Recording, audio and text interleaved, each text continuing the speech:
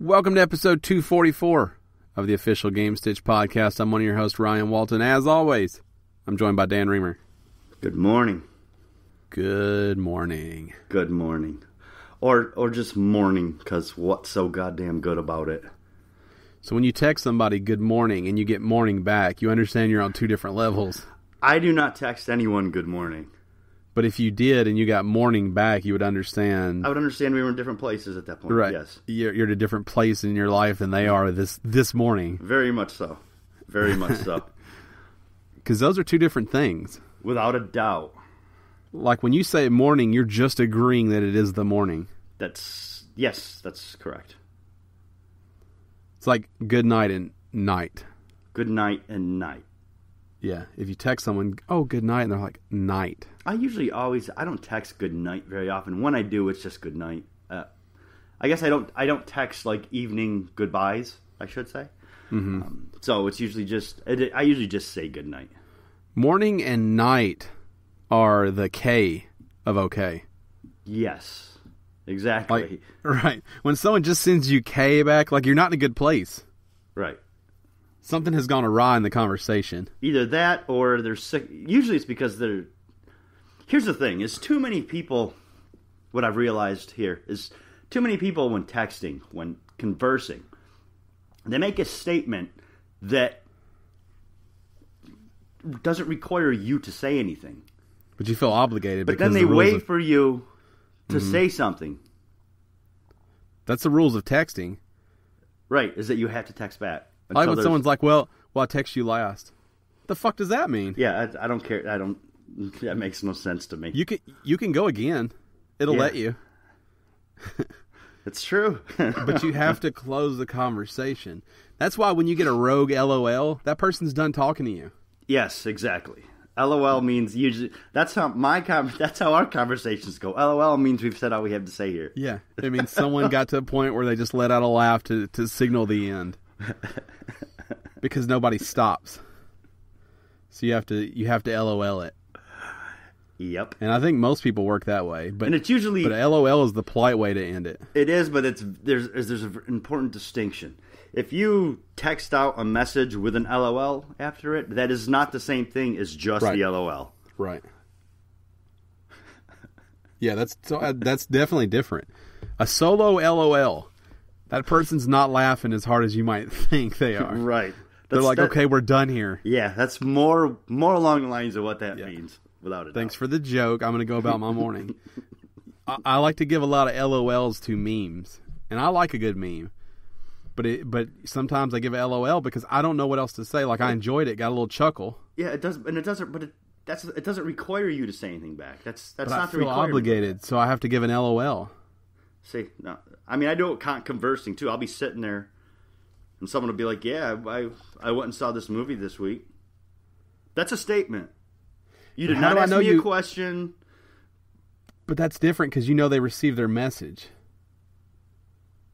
In a text, I don't know you received it if I don't get your LOL. That's like your seal of approval. Like, I got it. Like, delivery accepted. Thanks. My number's still the same. Here you go. Yeah. Maybe that's what I should say. Thanks. Because I really do like a good meme. Howard sends me a lot of memes. I like them. I chuckle a lot at work at what he sends me. Sometimes I'm busy, though, and I can't be like, that was great. So instead, I'm like, LOL. LOL. But I'm not being a dick. It's like, got it, message received. You know? Yeah, I only feel I don't answer back all the time unless it's required. A statement was made that required one. Right. Like, I'm not even bullshitting you right now. Like, he just sent me a meme while we're recording. Right now. I just received that. Can you get a timestamp on that? You need to slide it up a little bit, because all I can see is the top part. I want people to get this. That's all you need for the time. It says 8:59. That's like right now. It's a Rocket League one. It's not. That's my point though. Like that's a good meme. And he's gonna get a LOL.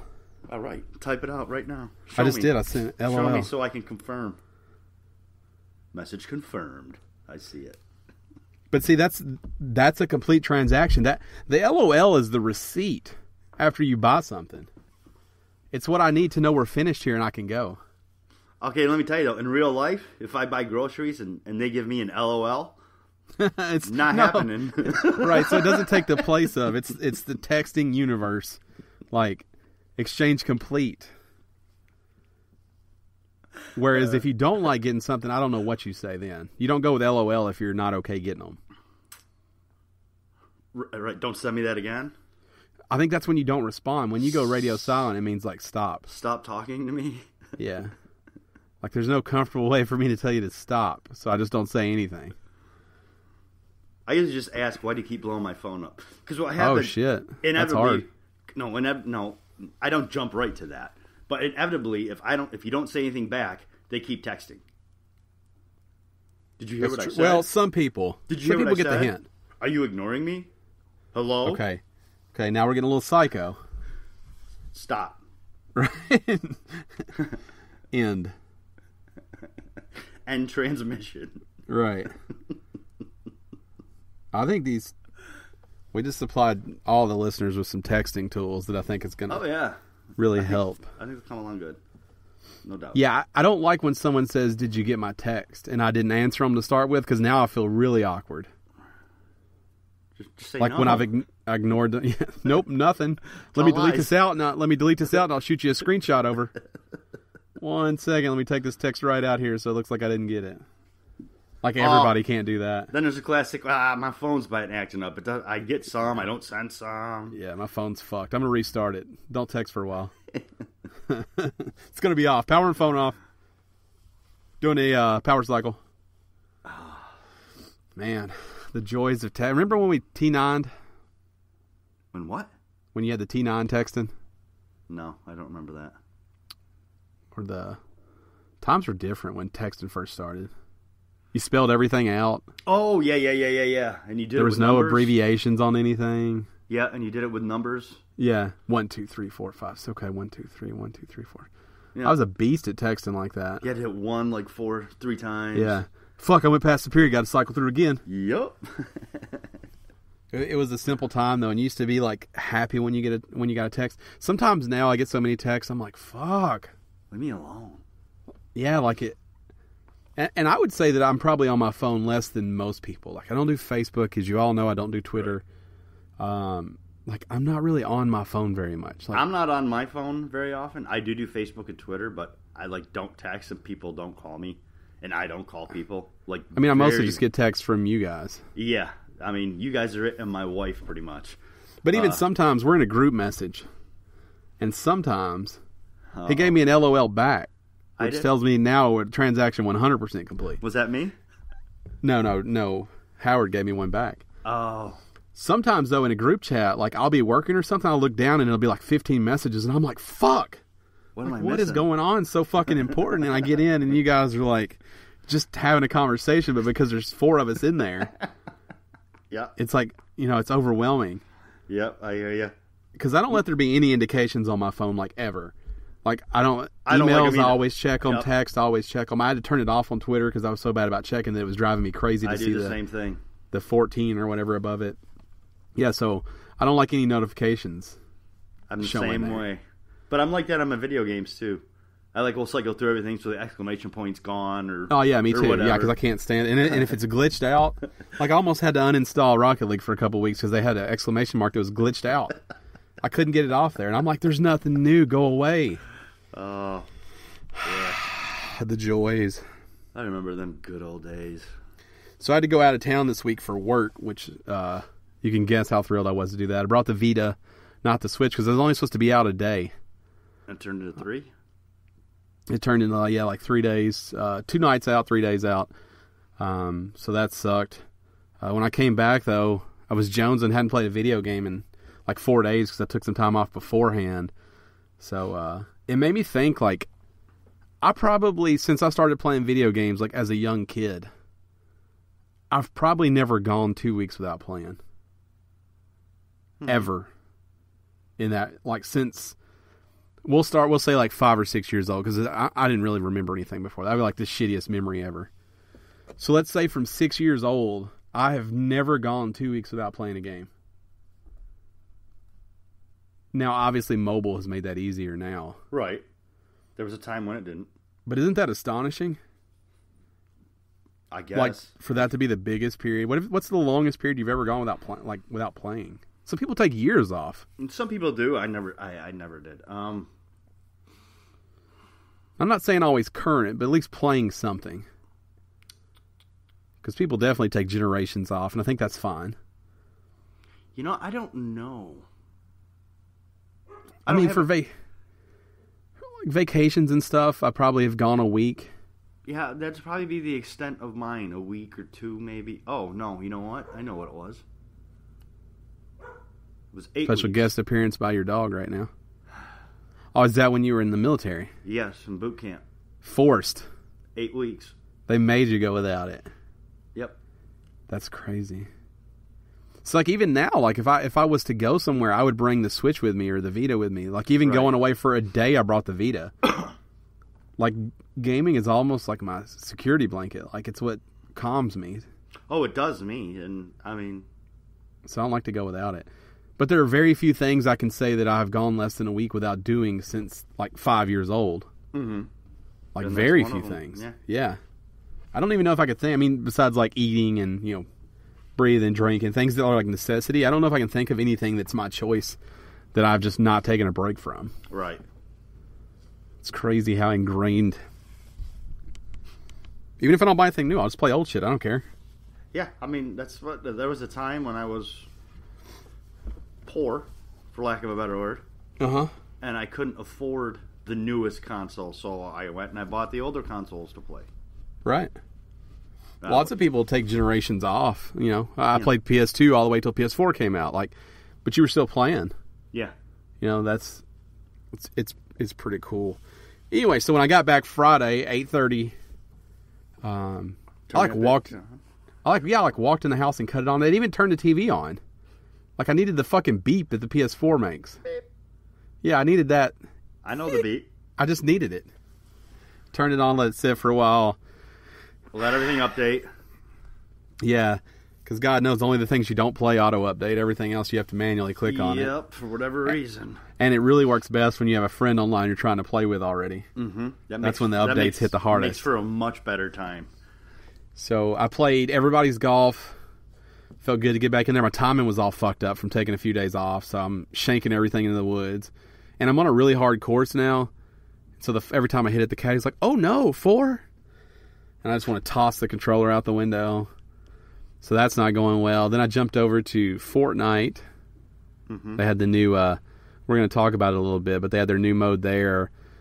Played some of that, took a break from it, ended up going back to it yesterday and streaming that out on our YouTube channel. And then I played a lot more Rocket League, and I sucked at Rocket League too because my timing was off. Right. But yeah, it was good just to get back in, just to play. I haven't been on the Switch yet, so that's probably going to happen right after the podcast. Gotcha. Well, I usually play the Switch while I'm editing the podcast, actually. Ah. Because I have to wait, You have to wait for what? Like when you run different stuff on here. Oh, yeah. Yeah, I have to wait, and when gotcha. I'm doing all that, so when I'm waiting, the Switch is great. Yep. I didn't play much this week again. My wife was gone for 3 days. I played a little bit of one thing of Fortnite. I was going to start The Division on Xbox One because I haven't played it on Xbox One, but everything my disc had to update, and I just didn't have time. And I played a little bit more of Knack, but a lot of what I spent the time doing this week is I'm actually playing with some different programs for stuff for this glorious podcast.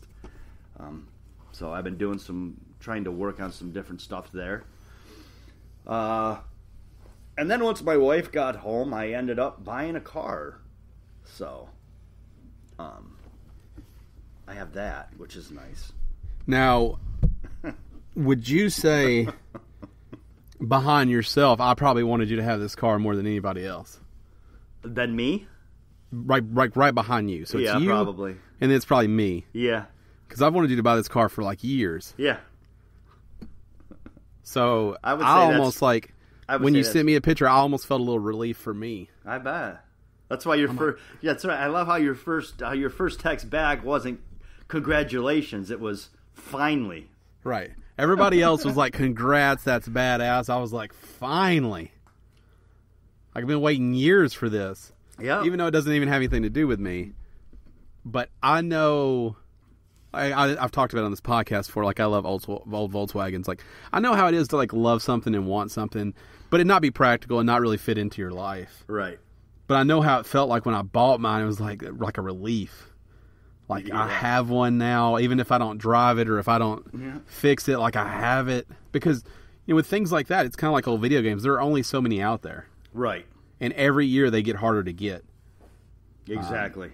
So now that you have it, even if you let it sit, like, you have it. You have it. Right. I have it. That's right. Right. So do you want to, I know you sent a picture out, but do you want to, for the people who didn't see it? It's a 1985 El Camino. Right. Chevy El Camino. Any game where you can have a car that resembles the El Camino, you do. GTA 5. Right. I know we talked about it, I think even back when we were at GameStop, we used to talk about it. Yep. Like, you've wanted a El Camino for a long time. A long time. Did you feel that relief when you got it? It took a minute. It actually took a little bit to set in, because I took it to my sister's when I first bought it, because she lived right around the corner from where I bought it. Yeah. So I just took it there because it's not registered, it's not inspected. Right. The next day, I was like, fuck it. Went to my sister's and brought it home. I want it here, right. Time to come home. Yep, Nicole, my wife followed me. I had no plates on it, no nothing. Because in New York, you need front and rear plates. Right. I had none. You need to have an inspection. The inspection sticker is plainly not the right color. Right. It's like the complete opposite of what the color is supposed to be. Right. I don't care. I'm driving at home. I turn on the radio station. Only one station. I can only get one station on this old radio, but it's classic rock. Of course it is. And so I am cruising down the road in my 1995 El Camino. 85. That's what I said. You said 95. Oh, 85. My 1985 El Camino. Uh-huh. And I got Journey blasting through the speakers. And I bet, for anyone that drove by, I bet you looked like you thought you were in like a Ferrari. Probably. Because you're like, this is the moment. Like, this is the moment that I've waited for so long. Yeah. The first time I drove my Volkswagen, it didn't have brakes. Oh, nice. And those cars are loud, and it was kind of in bad shape, and I was like, yes. I'm driving it. Yes. Mine had no radio. Yeah, mine. I'm like, this is perfect. I have a nice car. It's fine. It's not special, though. Like, it's not special in the way that those kind of cars are. Right. Like, it gets me to work and back home. And I'm thankful that I have it, but it's not special. See, here's when you know you have a special car, is when you can actually get a special type of insurance for it. Right. Do you ever just... Now, I know it's still like you just got it, but if you just walk outside and look at it... Oh, yeah. I just took random pictures of it yesterday. Yeah. And the thing with that is knowing you show... Or let me rephrase that. Most people you show aren't going to get it. Right. Oh, I remember those. Yeah. Like, no, it's fucking awesome. And they're like, it's kind of in rough shape, huh? No, this is in good shape. It's beautiful. Right. But people will say that to you. They'll say, yeah. Paint's a little faded, huh? It's fucking 30 years old. Right. 32 to be exact. I'm not as sharp as I was back then either. Almost 33. Right. Well, mine's so I have a 73 and a 74. Yeah. That's a lot of years. Yeah, that is a lot of years. Right. Kind of hard on them. So, as a result of that, I haven't played a whole lot this week. I've been working on stuff for the podcast and trying to buy a car that I finally did. And then I had some birthday parties I had to go to as well. Some 50th birthday parties. You're not like, I need this car done like now, whatever you're going to do to it, right? You're just going to slowly work on it. Yeah. Change what you want to change. It's actually perfectly drivable. It will pass the inspection and all that. I could drive it, but no, over the winter I'm going to pull it in. Here's what's nice about the car is I could buff out the paint, clean it up, and probably double my money on it. It's just been sitting in a barn. Right. Although I don't see that happening. It's not happening. But I could if I wanted to. I could very easily double my money. But virtually no rust on it. Some very minor stuff. You know, I could put $10,000 into this car over time, and this car could win its shows. Right. There's no such thing as very little rust on it down here. Everything has a lot of rust on it that's been sitting. But also, I think that your car, needs to be purple. Oh, yeah, that's changing. Yeah. Midnight pearlescent purple, yeah. Right, that needs to happen for sure. That's the color it's going. It will be. Even though it doesn't need it, it needs it. Yeah, it's going to be. No, I've it's going to be fun. To people. Oh, and the best part? You want to know the mileage on this car? I'm going to say 64,000, because it's got to be lower. You wouldn't have brought it up. 31,350 miles. That's insane. Somebody kept her a peach and then put her away. Isn't it weird how people do that? How people can afford to buy a car, very rarely drive it? Yeah, I guess we talk about fuck you money all the time. Fuck you money doesn't just mean a Ferrari. No, for some people it does mean an El Camino. The thing with me, though, is I would need... So one of the Volkswagens that I have has like 71,000 miles on it, original miles. The other one's got like a fucking $250 million on it. It's rolled over like 3 times. Right. But the one has got like 71,000 miles on it, and I'm like, weird. Who bought a car back then and didn't need to drive it? Or maybe people just didn't drive as far back then. Yeah, that could be. I don't think they had to. There was more going on in small town America. Right. So you could get to they had jobs. Right. You know. And I know people are like, oh, you can fuck with the mileage and all that. You can, but this thing's been titled all the way through. Yeah, I get that too. You can, but you can't go like crazy. And it's just not worth it with my car. It wouldn't be worth it to do it. Yeah, it wouldn't on mine either. I mean, it's one thing if you're trying to sell a 1978 Bentley or something like that. But even then, you can't make it for less than it was last titled for. Right. Exactly. So you can't be like, it had 140, but now it has 12. Like that doesn't work. Right, unless you just go for salvage title, which then kills the value more than you're adding. Then I'm not buying the car. So right. That was the first question I asked on this car. Clean title. Clean title. It's not somebody you know. It's not. No. It is somebody whose family grew up in my town. But you just bought this like a Craigslist find. But I actually found it on a Facebook thing I happened to be looking through. Now, what was that conversation like with your wife? I just sent it to her because he had the price on there. So I sent it to her, and she said, "Message him." Did you say any words when you sent it, or just the link for it? Just the link. Well, we can talk later. Just look at this though. But I showed it to her, and she was like, "Message him." Now, you said the price was good. Did you try to haggle, or did you just say, "I'll pay this for it because it's worth it"? Well, without first, just on what when she said message him, I messaged him and I said, I can have this much in hand. I want to come look at it tomorrow. I can have this much in hand. Right. And he said, that was less than what he had it posted for. Yeah, and he said, I can't really do that. I'm kind of firm on the price. I still want to come look at it. And then when I looked at it, I was like, no, it's definitely worth what you're asking. Right. Yeah, I understand why you didn't want to come down.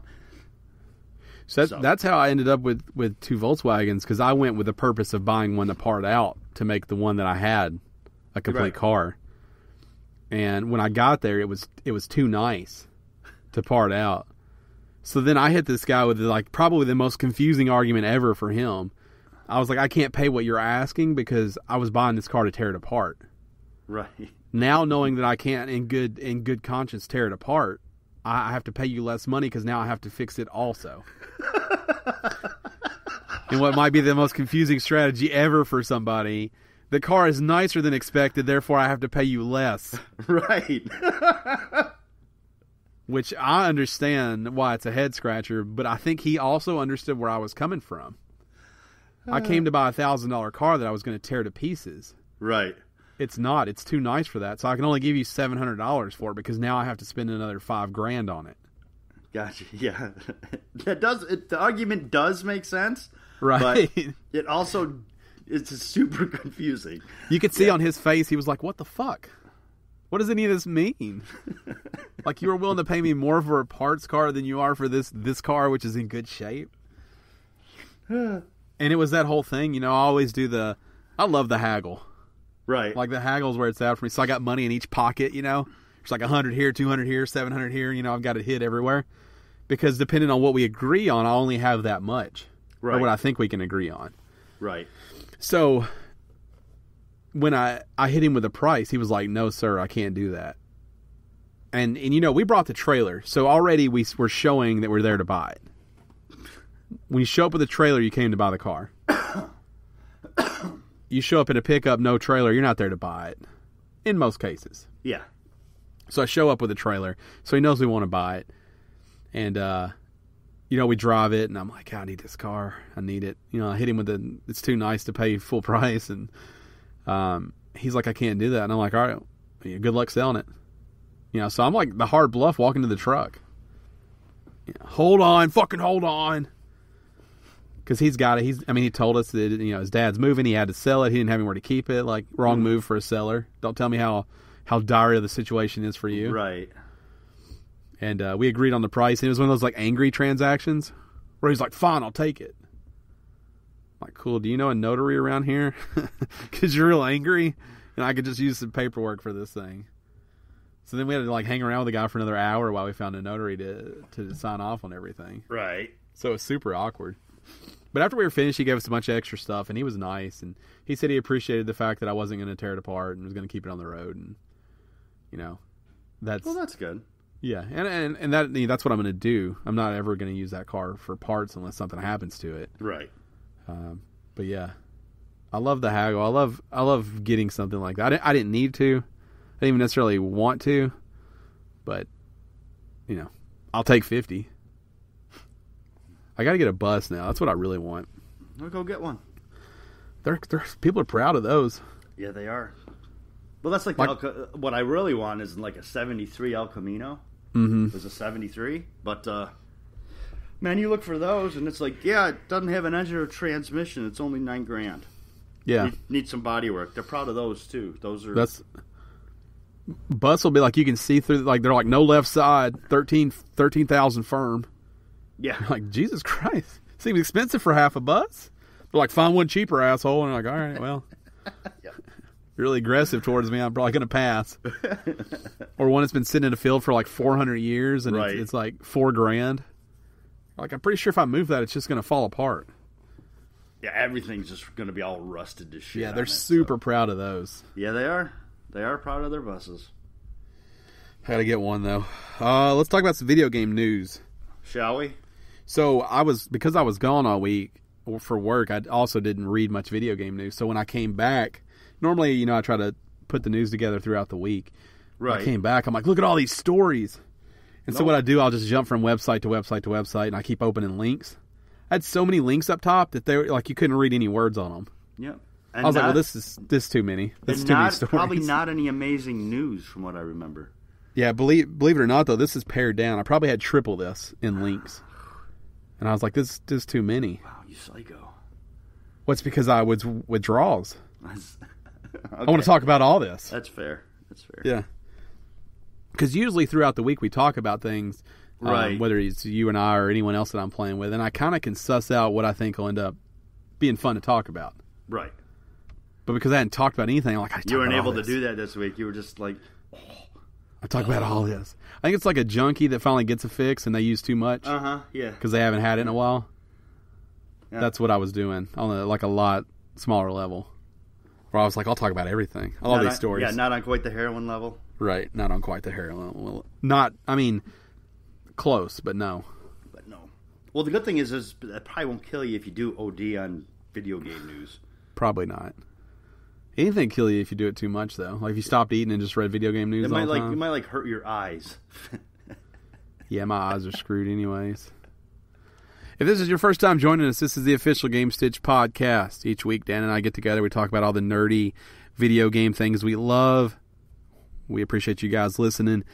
We usually don't wait 40 minutes to start the show. It's not true. Yeah, you're right. We actually almost always take this long to start the show. That's the dumpster fire that makes this worth listening to, though. You get news anywhere. You can't get sweet El Camino stories on just any podcast, though. Nope. That's special. If you love the show, head over to patreon.com/GameStitch. Toss us a couple bones on there. We have some rewards. We have a newsletter. Should be coming out pretty soon. Maybe a sweet pick. Maybe a behind-the-scenes pick of the El Camino in there. Possibly. You could probably do that. You could probably arrange that. You know a guy. Bring in a photographer to do some pro shots of it. Sure. Maybe I'll do. Maybe I'll see if I can. I'll get dressed up in my white bikini and lay on it. Oh, you should. White snake style. That's the most disturbing thing ever. Not safe for work, folks. So you support us on any tier over there and get access to that. Patreon.com/GameStitch. Thanks for your support over there. Remember, this show will always be free, but it helps us do other things over there. One other thing before we get going. Make sure you check out our streams we're doing. Subscribe to us on YouTube. Hit that little notifications button, then you'll get an email every time we go live. True. Also, follow us on Twitter @game_stitch because we try to always tweet out the link from there. And I streamed last night. You did? You might have missed it if you didn't have your notifications set. But all of our streams are archived on YouTube, so check those out. Gamestitch streams. Something fun we're doing for you guys. Let's jump into news. Go. Story number 1. Now we're going to go fast through these, a lot of these probably, because some of them don't matter, but I felt like I wanted to say it. There's one in here that is impactful. Top 10 best-selling games in the U.S. during August 2017 for all systems. For all systems. It's important to note that some of these do not include digital sales. So you're just noticing what I'm noticing. None of them have it. It's probably something I did when I formatted it. Oh. Because I don't think Nintendo releases digital sales information. I don't either. So some of these titles don't, and I think Overwatch does either. Our producer has made a mistake. Yeah, I think when I formatted this, it dropped all those off. I'll give it to you, though. I mean, you were still going through your withdrawals. Right. You were so excited about being able to read news that... Right, I'm like, look at all these stories. I get it. I was like, stories everywhere, like the little Buzz and the Woody meme. Yeah. Like, stories everywhere. That's how I felt. So, top 10 games for August 2017. Number 10, Overwatch. Number 9, Crash Bandicoot Insane Trilogy. Number 8, Call of Duty Modern Warfare Remastered. Number 7, Mario Kart 8. Number 6, Rainbow Six Siege. Number 5, The Legend of Zelda Breath of the Wild. Number 4, Splatoon 2. Number 3, Uncharted The Lost Legacy. Number 2, Grand Theft Auto 5. Good Lord. And number 1, Madden NFL 18, which is the usual suspect. There's 2 on here that are mind-blowing. I'm gonna assume that you're siding with Rainbow Six Siege. That's 1. And Grand Theft Auto at number 2. That's 2. Yeah. Now, Grand Theft Auto was part of a sale. I understand that. Those shark cards with it, and people lose their mind, buy another copy of the game just to get a cheap shark card. I know. This game has sold so many copies already. Who the fuck is still out there to buy it? Dude, people are insane over it. Insane. Somebody was telling me the other day, I think it was our friend Hoffen Show, was telling me some of the people he plays with, or someone he plays with, like on the reg, spends money on this game, like every month. Really? And their thought process was the same. Yeah, their thought process was the same that we have with Rocket League, and that we play the game a lot, so we don't mind supporting it by spending money. Mm-hmm. So, like, he treats it like a subscription. So maybe he spends $30 a month to be able to play that game to keep getting shark cards. But I'm like, the sheer amount of money that Grand Theft Auto has earned, Take-Two. Yeah. To be number 2 in August, still insane. But good for them. And Rainbow Six Siege, was when it first came out, was on the Flop. list. Then it went off for 3 months, and then it's consistently been back on. That game failed at launch, and Ubisoft said, stay the course. Like they've done with almost all properties that they've released in the last 2 years. Yeah. They just stay the course. They keep supporting it. I'll say the one fail they might have is For Honor. I don't know if they can right that ship. Yeah, I don't either. But they do not give up, which I do respect a little bit. You do. It's actually something that you don't see out of a lot of gaming companies, producers and developers, is that their game shits the bed when it first came out or first comes out. They just leave it. They Right. might throw out a couple of DLCs, but they'll be like, okay, well, we'll just have to fuck it. We suck. We make excuses for it. It's hard Fuck to make it. Right. Yeah, it's hard to make a game. Blah blah blah. We have limited resources. Blah blah blah. I'll even use this example with, we can agree that EA bigger than Ubisoft. Mm-hmm. Mass Effect bigger than The Division or Rainbow Six Siege. Mm-hmm. They gave up on that game. Mm-hmm. They fixed it to the best of their abilities, and they gave up on And it. now they gave up. Yep. The Division comes out to not great reviews, and Ubisoft is like, just relax. Wait. We got a lot of stuff coming for it. We're listening to you. And that game very much has a massive cult following. Yeah. Rainbow Six Siege comes out. I don't even think it made the chart the first month it was out. Did it not? I thought it did the first I don't even month think it made top 10. and then went away. And then they stay the course. They say, we're going to support this game that no one bought for 2 years with DLC. People are like, wait, what? Two years? Oh, it's actually fun? Huh. Oh, you're going to put it on sale all the time? I should tell my friends about it? And now they have a game with a massive cult following. Let's see. And that game came out, 2 years ago? Yeah, so it came out after the Division. 2 Decembers. No, it came out before the Division. It came out after. Before. I'm pretty positive. I'm pretty Let's sure look it it up. came out before. That's it. You look it up. I'm going to chat for a second. So I want to be correct on this. Okay. So I appreciate what Ubisoft does, because I think much bigger companies give up on their games all the time.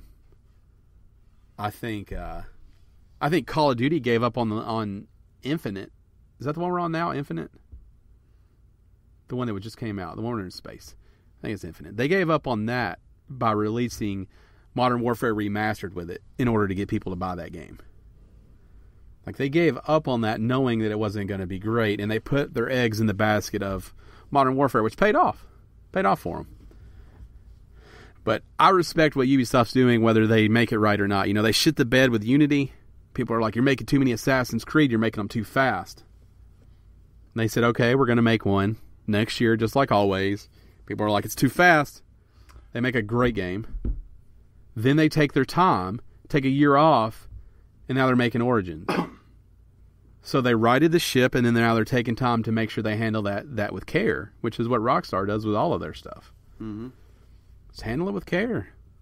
People will respond if you take a good game and you handle it with care. Very true. Did you find an update on this? I sure did. What are the dates on these two games that people still play every day? December 2015 was Siege. So 2 years on this one. March 2016 was The Division. So almost 2 years on that one. And those games probably have... I would love to see the numbers. Those games probably have millions of people still playing them. Probably. I know The Division does. I still... Even though I haven't played it in a while, I still keep up on all the forums and stuff, and people are still at it. I want to get back into it. I'm kind of torn. Like I said, I updated the new one because I want to play with my buddy Garrett Wade. So I think we're going to talked about starting some new characters and playing through.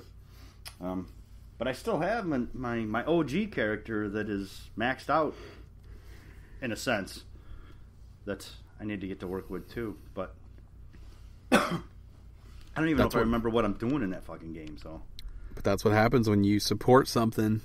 Yeah. And it has to start from a good game. A lot of people shit on Destiny when it came out. Vanilla Destiny got not a great game, but I think most people agree with what Destiny 1 became was something that is worth playing. Yeah. And they stayed the course. They kept making that game. And I just want to say, I want someone to give me a copy of Destiny 2 because I really, really, really want to play it. Yeah, it looks great. I'm not going to play it. I don't want to pay for it. But it looks great. But I really, really want to play it. Sticking with the sales stories, Nintendo Switch, again, the best-selling console for August. Yep. So for the last 4 out of the last 6 months, the Switch has been number 1. Mm-hmm. The 2 months that it wasn't, it was number 2 to the PS4. Yes. And I want to take a second to just reflect back on Nintendo 2 years ago, when it was a full-blown panic for what Nintendo was going to do. They were done. Stop making games. Make other people's games. You're done, Nintendo. Make these Marios for the PlayStations and the Xboxes. They have to be on top of the world right now. Oh, yeah, they're loving life. Pokemon Go happens. People die playing it. It's so fucking good. Yeah. Or walk off fucking bridges playing that game. It's so fucking good. Which is a massive hit for them. Amiibo. Yeah. Go ahead. You want to talk about Go before I... No, I don't. Okay. I'm going to talk about all of it together. So Amiibos take off. They lose their fucking mind with these plastic figures. So Nintendo's like, okay, 3DS always stays the course. People buy them. Japan loves them. Then they decide we're going to do pretty much the same thing we did last time, only better. People are like, oh no, fucking raise the white flags. They're done again. Comes out, it's pretty good. It's pretty great. Then they decide to make these plastic fucking tiny systems. And they can't even keep up. People want them so bad they can't even keep up. And they stop making it and they piss everybody off and they make another one and it sells out in like 20 seconds. Like, they're on top of the fucking world. They could take a dump right now and put it in one of those plastic shells and people would line up to buy one. You're right. Here's the thing, though. I think it's important. Going back to the beginning, when you're talking about a couple years ago when everybody was talking about, oh no, they're going to fail. I think it's very, very important to note that since the Wii U essentially established itself as a not great system, we'll say a debacle. At least, yeah, sure, that's a good word. The great Wii U debacle. We'll go with debacle. I think it's very important to note that I think this is the most that we have ever seen Nintendo adjust their strategy since then. They finally embraced mobile. They finally started to embrace the internet. They have embraced consumers more than they ever have. Instead of just... Nintendo always had a very... I guess conceited attitude towards the consumers. It was very much here, this is our product, you love it. And then when people didn't, they were like, well, what's wrong with you people? Right. It's you, not us. We make great products. Now they have adjusted that, and they have said, okay, they have begun to cater more to what the consumer wants. Back when we were talking about the Wii U, that's one of the things I said. They need to start attracting more, being more attractive for their consumers, or they need to get out of the business, because if they continue the way they are going to fail. And they did, and we've seen what they can do. They're still doing some of the Nintendo things, but what the things they're doing now are, in a certain sense, much more consumer friendly, because they are. We're making this great system, and we didn't make enough of them. It's not giving off the same sense of hatred to the consumers, as far as this thing sucks. Well, it's your fault for not liking it. They're not doing that shit anymore. But to me, like, this is what Nintendo does. If you go back to the Wii U, so the moment where the Wii U started to fail, when people realized, like, this isn't going to work. Mm-hmm. Like, people aren't buying it. No one's making games for it. If you go back and find those podcasts, and I can't remember what everybody said or what side they're on, but, like, I know that I said, like, you can't bet against Nintendo. Like, I always say that. Like, they find a way. Even if it's not them, they find a way. In some of the decisions they make are still very Nintendo, and some of them they make aren't. But they find a way, because I think they have a special place in most gamers' heart, and that makes it a little easier for them. Mm-hmm. But they still find a way. And we shit on them a lot as for some of the things they do, especially with the NES Classic and the SNES Classic. Yeah. But I do want to bring up, Reggie got out on the interwebs, and he said, do not pay over $80 for the SNES Classic. Yeah, he did. We are sending more SNES Classics out on launch than all of the NES Classics we made. Do not pay scalpers for these. They're going to be available. Now, whether they are or aren't, time will tell. Right. But I do think Nintendo is genuinely disgusted by what they're seeing. Oh, where people are charging $500 on eBay for them? So Reg says we're going to send out more than we sent out for all of the NES Classics on launch, and now we're going to support it all the way into 2018, which we said we weren't. Yep. Also in 2018, NES Classics coming back. Yep, he did say that. Turns out we can make two things at once. Fucking wild. Wild over here at Nintendo. But see, that goes back to their changing attitude and strategy towards the consumer. Yeah. There was a time when it was like, oh, you missed them? Oh, well. Right. Well, and this has been a long time coming. You saw it, and then I probably, it probably pissed me off when it happened, but they started re-releasing Amiibo. It absolutely destroys the collector's market. Destroys it. But that is the right thing for consumers. That is the right move for consumers to be able to get the product they want. So from that standpoint, I think Nintendo is really, really changing. Yep. And I think it's changing for the better, or it's at least allowing them to be successful now. Time will tell what it does. Let's move on to a different story, but let's stay very Nintendo with it. Talk about Super Mario Odyssey. Which you're super excited for. I am too. I'm super excited. I got two Odyssey stories. The first one, the more simple of the two. They've got an Odyssey bundle coming out. It looks pretty badass. Going to get you the console. Red Joy-Cons, not the red that they have now, which is really pink. These are like blood red. Mario red. Mario red. They look damn good. They do look good. The Switch, the blood red. They don't call them blood red. I'm going to call them blood red. The blood red Joy-Con, and then a blood red case for the Switch, which is also very simple. Just has the globe on there. Yeah. I like it. The whole bundle is tasteful. Yeah, it looks good. And it looks real good. Yeah, I'm guessing this is the their holiday version. But it looks awesome. If you don't have a Switch and you didn't get the Splatoon, this would be a cool bundle to scoop up. It's going to launch October 27th, same day as the game, and we priced at $380. Now, are they taking pre-orders on it, do you know? Yes. GameStop is pre-ordering it. It's open. They're open. Believe so. Because that gives me a month. You could treat it like a payment plan. That's what I'm thinking. Do you know the people at your local GameStop? No. Yeah, see, because you can really treat it like a layaway if you know your local GameStop and say, hey, it's going to take me a month more to pay for this. Just keep it on the shelf. And they're like, okay. Right. But yeah, those blood red Joy-Con fucking look good. And it comes with the game for $380, right? The game, yep. And the case. And the case. Right. I spent an extra $30 on my case or whatever. Which you wouldn't normally get. Which is why you're actually saving $10.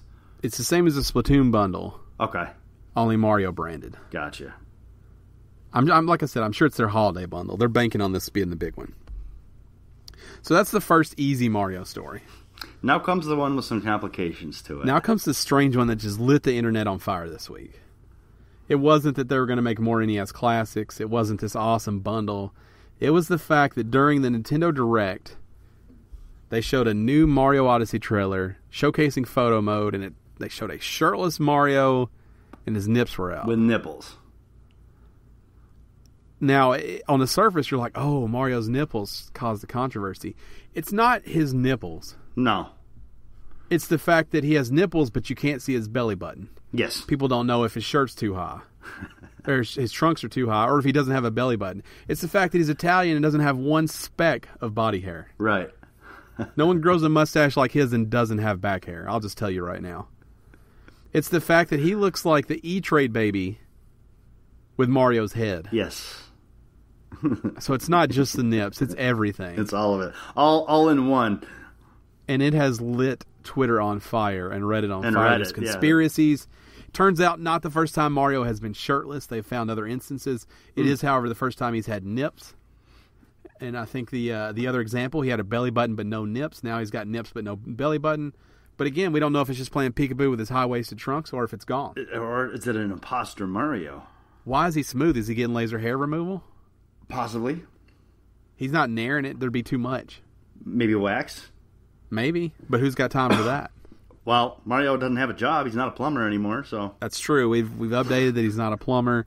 But no red-blooded Italian with a mustache as impressive as his is totally hairless. It's true. Not unless they're making it happen somehow. Right. I don't know. Maybe he's going Hollywood on us.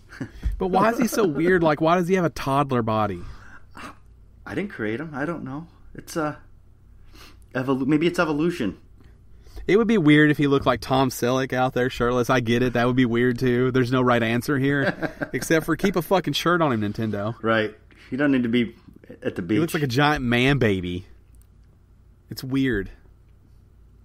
It's weird. And he's got a weird square body for supposed to be a fat guy. He's got like Fred Flintstone feet. Like, it's just weird. Yeah, he's a weird looking dude. He's awkward. Why is Peach taller than him? And when he's walking, why are these other people way taller than both of them? Right. What the fuck is Toad? Toad's a mushroom. A magic mushroom. The whole thing sounds like a psychedelic trip. It's what it is. I got like an Italian plumber, but on like a baby's body. He's like totally hairless. I wish he had a gold chain on too. He should be wearing a gold chain. I'll give you the gold chain. He should be wearing a gold chain. He doesn't need to be shirtless. He can at least have like a track jacket on. Yeah, track jacket or like a Hawaiian shirt that is unbuttoned way too far. Yeah. Like an unacceptable amount of unbuttoned. I went to school with a guy who his dad went for that look. Gold chain. And like he had like the two bottom buttons, like just enough to keep the shirt together. Right. Everything else was open with the hamburger meat just hanging out, looking very like Miami. What's that show? Miami Vice? Vice? Yeah. Looking very Miami Vice all the time. Looking very Don Johnson out there. It was a good look. Who doesn't love a little Miami Vice, though? If you can pull it off, it's a good look. Yeah. And Mario can pull it off. He's been everything. He's cool at everything. If he can pull off being a rat, looking like a raccoon, then yeah, he could probably pull off that. Yeah, he's cool at everything. He could have just done that look. And you just let it cascade around the nips so that you don't even have to fill those questions. Right. But the Photoshop has been in full support of the nips, and I have seen people making smiley faces on his chest out of the nips, adding a mouth to it. I've seen people add hair to him, which is disturbing. But I like a good shoulder hair, front chest hair on Mario. So the internet has ran wild with this. I love how something so simple can set the world on fire. I think it might be a sad commentary on our world. Who knows? Like, I think I got on and it was like Hurricane Harvey, Hurricane Irma, Shirtless Mario. Yeah. Like, I think that's what was trending when I got online. It was trending like 3 at some point. Yes. I was like, what's happening right now? Like, obviously those first two deserve and should be there, but what the fuck is number 3? What is this? I gotta get it. I gotta get in here and see what this is. What is this? Because when I watched the direct, I can honestly say I never even thought about it. Never even thought about Mario nips. That's fair. I didn't either. So weird. Next story, still Nintendo. Hope you enjoy your Nintendo Power Hour here, brought to you by Gamestitch. Nintendo Power Hour. You're going to need a micro SD card if you want to play NBA 2K18 on the Switch, and that's because it's fucking giant. Yeah. So, is it Digital Foundry? No, NeoGAF users. Pokemaniac and GGX2AC.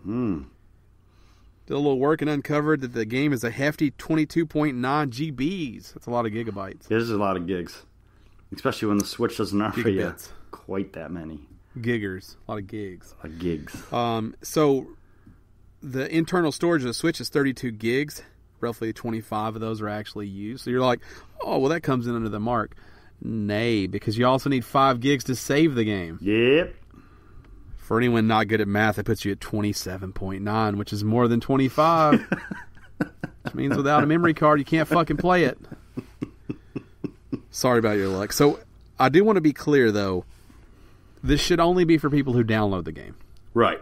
You should be fine as long as you purchase the cartridge. Still going to need that 5 gigs.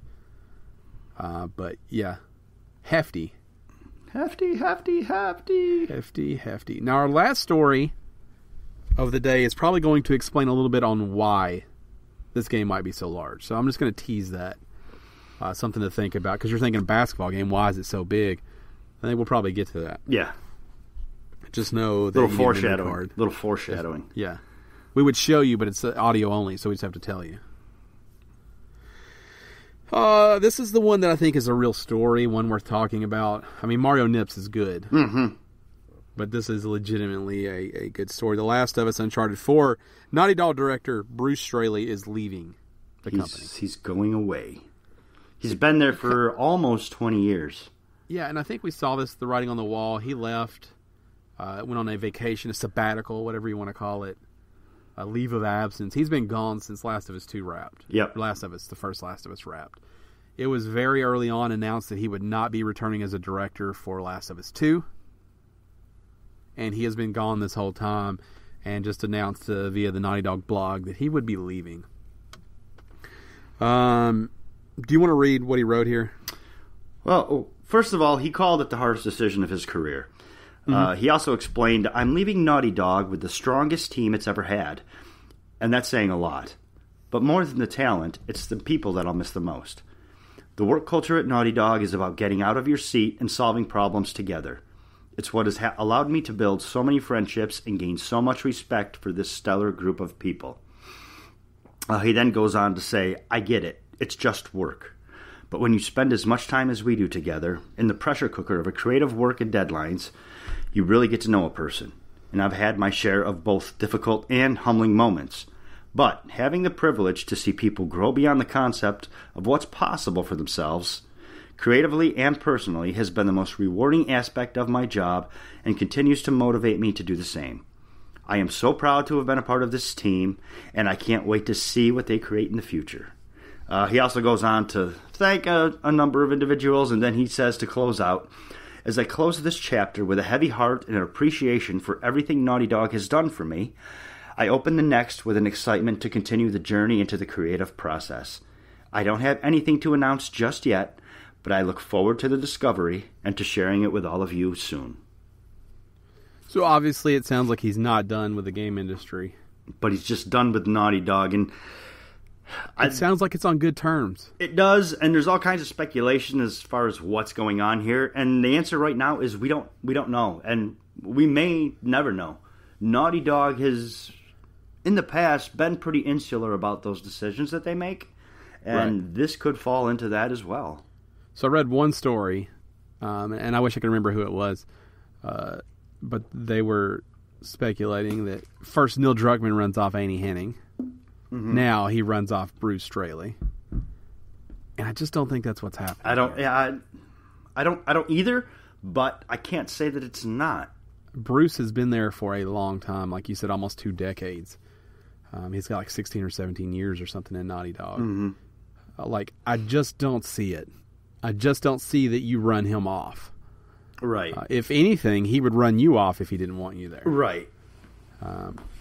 And I've seen them together on things. They don't seem to have a relationship to me that screams that they don't get along creatively or professionally.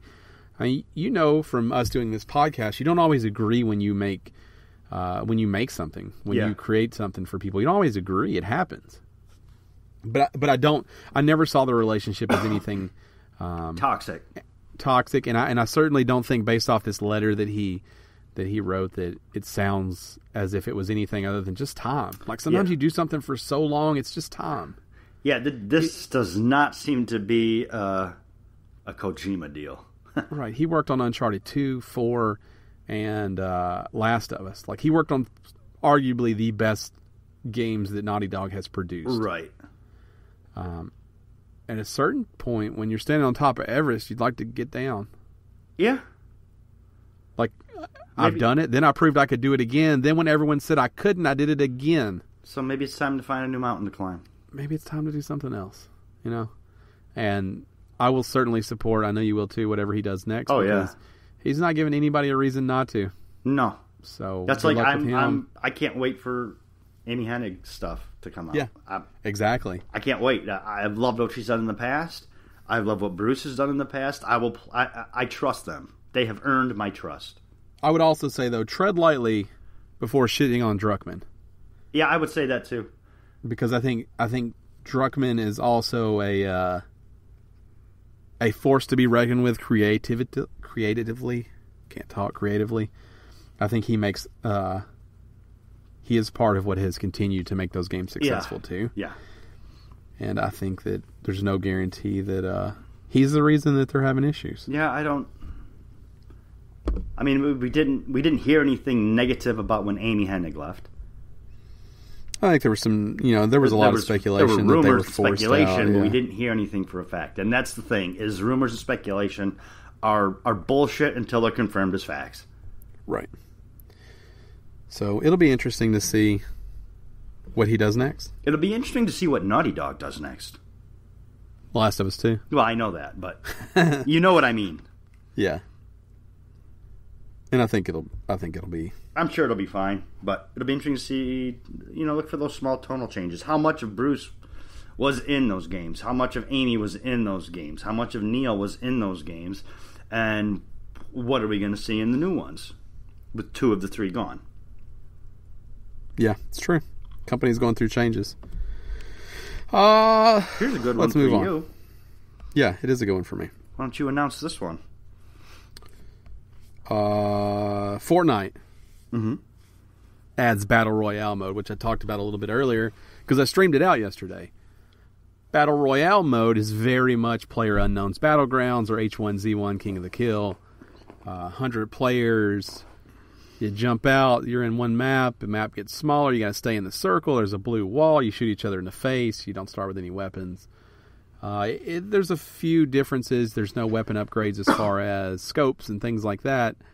And you do have the ability to build because it is Fortnite. But this is very much a clone, if you want to call it. Mm-hmm. I haven't had the pleasure of playing H1Z1 or PUBG. Right. Still hate that. I haven't had the pleasure of playing either one of those. But getting in and playing this, I enjoy it. I can't wait for squads to be a thing. It's early access. The game is early access, so I said it on the stream. It's early access. Mm-hmm. It's twice removed from being out, apparently, because it's early access mode in an early access game. Right. So it doesn't have all the features. It doesn't have squads yet, which is what I'm looking forward to. I want to get in there and do it with you. There's a couple times during the stream that I whispered because someone was around me. Really? Like that's a good, that's a natural thing. Like it wasn't something I did on purpose. Like I was like, they're below me right now. Like it was just something that happened. So it was like a natural instinct based on. So you were in it then. I was hiding, right? Yeah. Don't fucking find me right now. It's a really fun mode. You jump out of the bang bus, and you float down to the level. You land wherever you want. You have the glider. I forget what it's called, but that's close enough. You have the glider. You land on the building that you want to land on, and the problem is during its flyover, at no point are people not coming out of the back of the bus. So you're like, I don't know where to jump out. Nowhere's safe. Because you're waiting for the lull where people stop coming out of the bus, but there's 100 fucking people on the bus. Well, can't you steer the glider? You can, but where? There's people everywhere. I mean, the island is big, but there's too many people. So, and I talk about it on the stream a lot. Go check it out on our YouTube channel. I don't know where to, I don't know what the best option is. Do you land with other people and just fucking fight it out as fast as possible? Do you go crazy and try to find a corner and hide? You have to keep moving because the map's getting... So I don't know what's best. Populated areas are where people go because that's where loot's at. Right. So it's just sketchy all the way around. But I don't know. It's scary. It's great though. It's fun. It's a good time. I saw someone in the chat yesterday, not in my stream, but in the chat after I got off, said Battle Royale is not as good as PUBG. Maybe. I don't know. It's fun. Don't talk shit about it. If you don't like it, if you prefer one over the other, play the other. Yeah. There's plenty of room out there for... Fortnite, I want people to remember Fortnite is a free-to-play game. If you play that mode and you don't think it's absolutely incredible for something that you're not being charged for, then you're probably being a little too harsh. And the Battle Royale mode has nothing to do with the actual game itself. It's just an add-on. It doesn't, no experience moves over, no loot moves over. It's completely new characters. It's almost like a separate game. So I think loot will move over once it's out. You think so? I think loot will move over. I think some of those will tie in. I don't know that your characters will move over because I think it's important that all the characters start the same and have the same abilities. But you will get cosmetic items, I think. That's why I think the loot will move over. I think you'll unlock Battle Royale cosmetic items. Okay. Which will inspire people to go play. Yeah, I've talked about it on here. Like, I was a big supporter of Fortnite, and it didn't hold me like I thought it would. But there's something about this Battle Royale mode. I want to play it. I want to play it right now. Like, it might bring me back in, especially when we have squads and we're jumping out of planes together. Yeah, and we're like, oh, land over here. You know, let's shoot for that rock. Fuck, there's already people there. Fuck it, let's go. I want to get back in and play it. I said, I played a little bit this week, but I played that one mission. I was like, man, I really want to get back into this, and I really want to get back into it with those friends. Right. So the full version of Battle Royale will be out September 26th, but it is available to play right now if you own a copy of the Founders copy of Fortnite. So jump in and try it if you have it. Yeah. Telltale Games has a new CEO. It's former Zynga boss. Interesting. Or Pete Howley. Pete Howley. Or Howley. Howley? It's Holly. Holly. Holly. Peter Hawley. Howley. Pete Hawley. Pete Hawley. So yeah, that's about that story. Big Pete. Big Pete comes to us from Zynga. Like I said, he was the vice president and general manager since 2014. Mm-hmm. Guess what? He's excited to be with Telltale. Mm-hmm. Because he's excited to get paid. Right. Telltale was in a weird situation. He replaces the co-founder, Dan Connors, who was the CEO for the second time after losing Kevin Bruner. Kevin Bruner. Hold on, let me get this here. That's right, Kevin Bruner. Is it Kevin Bruner? Kevin Bruner. He replaced... Bruner, yeah, it's Bruner. Timeline, Dan Connors, CEO, replaced by Kevin Bruner, replaced by Dan Connors. Replaced by Pete Hawley. Pete Howley. Big Pete's driving that ship now. And Captain Pete, if you're listening, make a new fucking engine. Next story. Rocket League getting an update. Uh-huh. Have you seen this yet? Have you seen this yet? I have. Okay. I don't know that it blows me away. That pitch looks good. The pitch looks good. The pitch looks good. I don't know. Rocket League's autumn update arrives on September 28th and introduces new items, player banners, new seasonal arena, and some other features. The arena is called Farmstead. It's based off a farm. It looks like it's in the middle of a farm. It looks like it's built in the middle of a field. Old planks. Field of dreams. Chain link fence around it like it's fucking farm. Yeah. Which excites the shit out of me. It is seasonal, so don't get used to it. In addition to the seasonal arena, though, there are making standard arena versions of Wasteland and Starbase Arc, which is something that is much needed. If you're arguing against this, you're a prick. Because in competitive, you need standard arenas. That's not all, though. We're not done yet. They also are adding new player banners, which is a whole new customization feature. 90 new free customization options. Yeah. Which will be uncommon, rare, and very rare drops, and those occur after matches. Finally, they're adding limited time events and transparent goalposts, both things that were very, very needed, because in these limited time events, it allows you to unlock, to get these, I forget what they're called. I forget the name of them. Basically, you can open crates, though, without using keys, without spending real-world money on it. So that's definitely a big deal. And players will be able, the PC players will also be able to beta test the new tournament mode, which will be coming to systems later on. So it's a pretty massive update. You know, Rocket League has continued to update that game, and keep that community alive and well. So all exciting stuff. I can't wait. Yeah, it's awesome that Psyonix keeps supporting Rocket League the way it does. And it's got to make it easy for them because there's got to be so much less money that goes into all these updates than creating a brand new game. Yeah. So. And it keeps it fresh. Yeah, it keeps new stuff happening. Even things that don't matter, like the seasonal, like they don't matter. It's all the new. same. It's new. Right. It's something new to see. Right. It is new. Hats off to Psyonix, my peeps. Your peeps. The last story, which I said might explain why 2K 18, 17, whatever year that was, is so giant.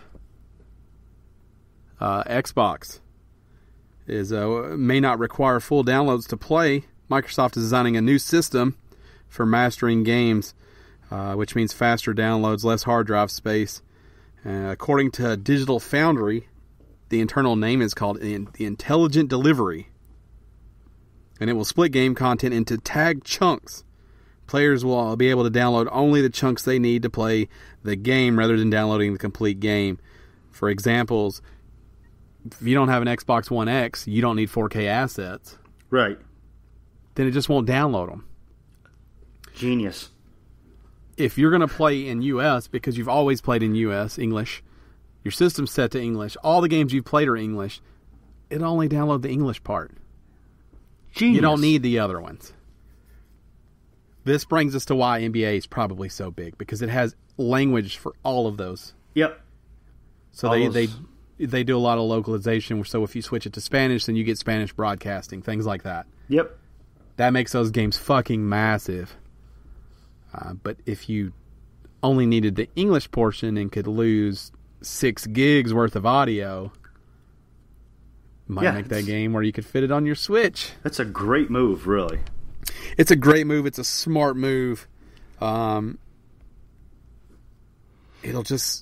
be interesting to see because they can make it specific to everything. Players really should be able to delete modes they're not using. Right. If Call of Duty, I don't play single player. Okay, if single player is 10 gigs of this and you don't need it, take it away. Right. So it'll be interesting to see. They are saying that this is for new games. They're not trying to go back and make it work for old games. Right. Let's see how it evolves in the future is what's interesting. Right. There's no mention of when Intelligent Delivery will be rolled out, but with the Xbox One just a couple months away on November 7th, who knows? Who knows? This is cool. This is what some people might call the future. The future. It's right here. It's now. The future. This is smart. Why hasn't someone done this before? Probably because it's really fucking complicated. The future is now. But you can bet your ass that everybody but Nintendo will be doing it in the future. Right. Nintendo won't be. Nintendo put their shit back on cartridges. They went back to physical media. Nintendo will tell us, well, we just don't think that that's what the consumers want. Yeah. How's your VR working out for you, kids? We're Nintendo, and we let people play Rocket League with PC and Xbox One. Also Minecraft. That's it. That's it for the news. That's what we got. Girthy news section. A lot of news. A lot of non-important shit. Brought to you by me being out of pocket for 3 days. Right. You're welcome. Now it's time for Gone for Not Forgotten. Had a stroke. Now it's time for Gone but Not Forgotten, also known as Gabba Dabba Dabba. Gabba Gabba Hey. Right. My favorite segment. Our newest brought back from the ashes segment. Our only, actually. Everything else we just left to die. We reach back in our gaming past. We dust off an old gem. We tell you about it. Hope you watch YouTube videos or play the real thing. Yeah. This week it's Dan's turn. It's my turn this week. I got to ask you this, though, Ryan. You like Gran Turismo? Yes. Do you like The Crew?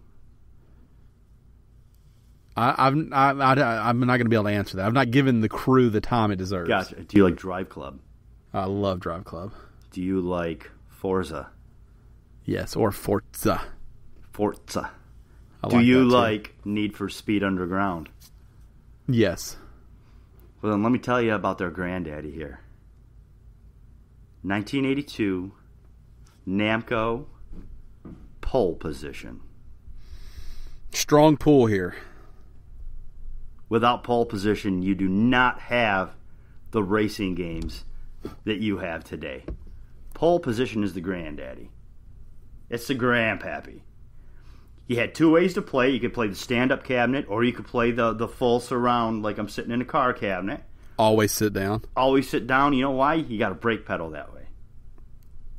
If you're in the stand-up one, it's just a gas pedal, no brake pedal. What was cool about pole position is, first of all, it looked amazing at the time. I mean, this game came out in the arcades and then was ported over to Atari, and it was fucking glorious. But what was really interesting about it was it made you do the qualifying round before you could actually race.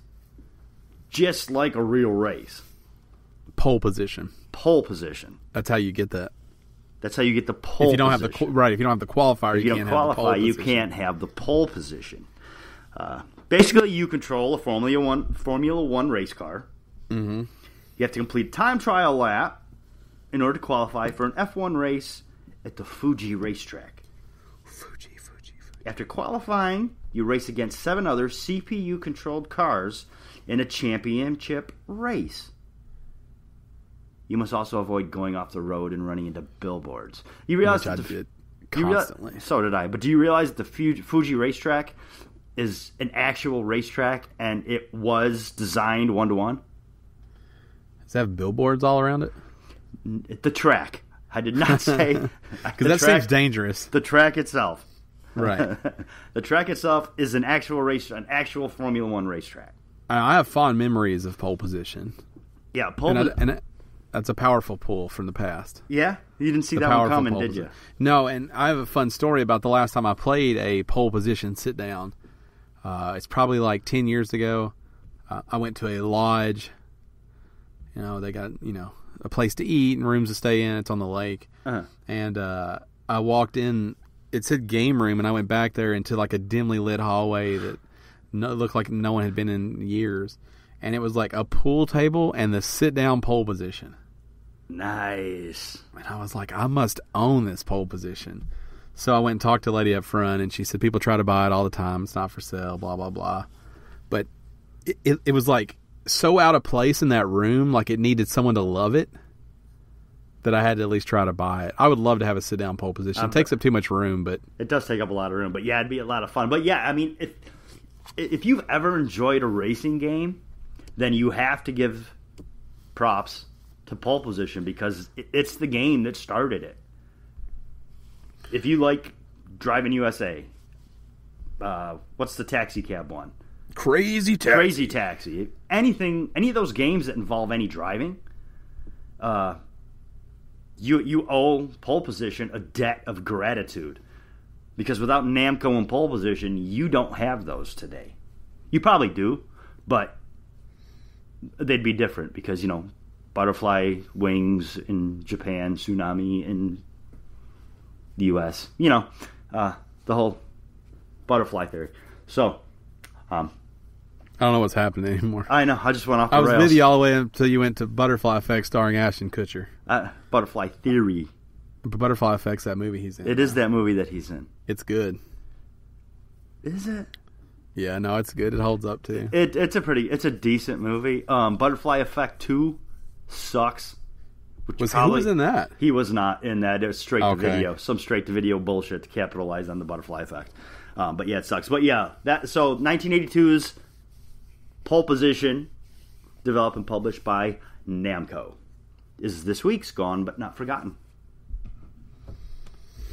Powerful pole position. It's a great game. I did some shit. Holds up. I have Super Hang On. Which, if you can't feel the inspiration from pole position in that, you're not doing it right. No, it's definitely there. You're on a motorcycle trying to win against CPU players while going off-road hitting guardrails, billboards, and bushes. Right. Sometimes cacti. Sometimes cacti. Yeah, that's a good episode name. Sometimes cacti. Sometimes cacti. Also, Mario Nips is probably what I'm going to go with because I'm trying to get the... I'm trying to get us banned?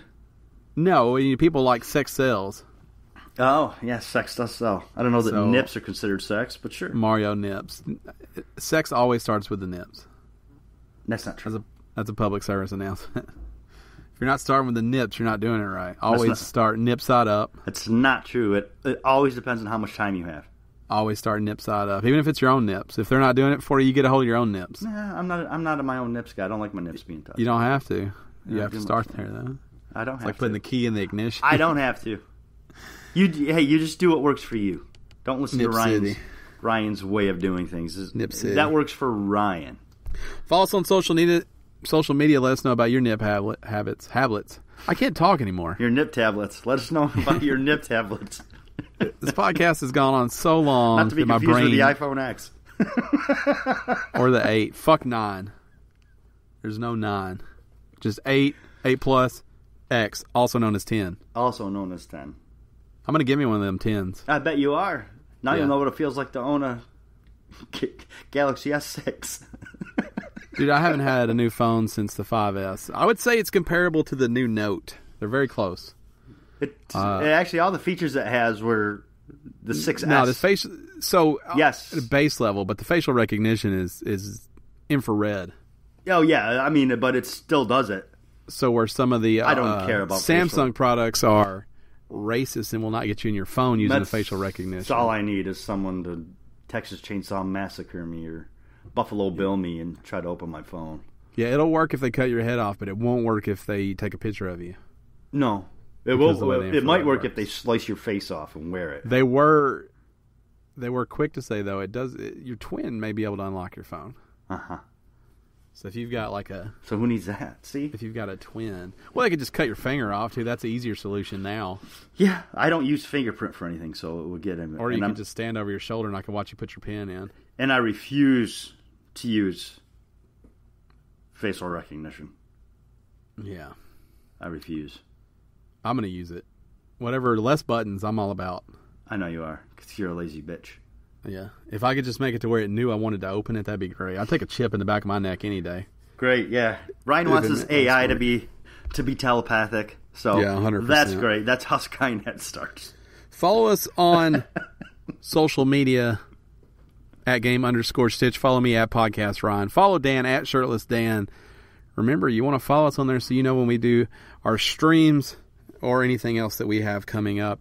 I did have a couple people reach out to me about the Grand Ole Expo, which I talked about last week on the podcast. If you go back to the last week's episode, the link is actually in the description. Yes. So I should have said I was doing that during the show. I did not, but it is in the description if you want more details on that. Remember, YouTube, subscribe, set notifications on.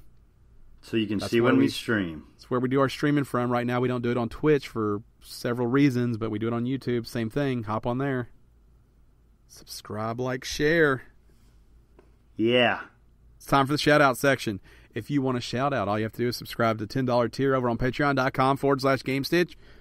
Remember, if you don't send one in to us, we give you a shout-out. Actually, we have one this week. We have one. We have one from Garrett Wade. Okay. And our good friend Garrett Wade, he had a date night yesterday. And today he's hanging with his brother.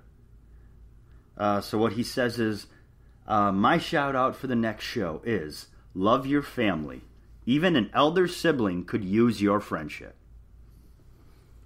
That's a good message. It's heartfelt, bro. Yep. I love you, I'm going man. to do Thomas's. Okay. I'm going to take it in a totally different direction. You get to make one up for Thomas. Yeah, he's not here. He didn't send us one. I'm making it up. And because that last one was so heavy, you need to lighten things up a bit. I gotta lighten it up. So Thomas's is always start with the nips. Thanks, Thomas.